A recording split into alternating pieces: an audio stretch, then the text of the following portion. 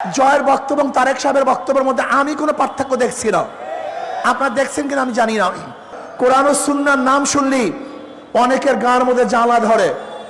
আমি দেখেছি বিগত আওয়ামী লীগ ফ্যাসিস্ট আমলের যে বক্তব্য, বর্তমানে অনেক নেতাদের মুখে একই বক্তব্য শুনি। বিগত ফ্যাসিস্ট আমলে আমরা দেখেছি জয় বলেছেন কোনো অবস্থাতেই যেন মৌলবাদীর উত্থান না হয়। আজকে আমরা তারেক সাহেবের মুখে একই বক্তব্য শুনি। জয়ের বক্তব্য এবং তারেক সাহেবের বক্তব্যের মধ্যে আমি কোনো পার্থক্য দেখছি না। আপনারা দেখছেন কিনা আমি জানি না। আপনারা দেখেছেন দক্ষিণপন্থীদের উত্থান হচ্ছে, আজকে মৌলবাদীর উত্থান হচ্ছে। বর্তমান গতকালকে দেখলাম আমাদের মির্জা ফখরুল ইসলাম আলমগীর সাহেব মন্দিরে গিয়ে বক্তৃতা করেছেন, হিন্দুদের এক মাজলিসে গিয়ে বক্তৃতা করেছেন।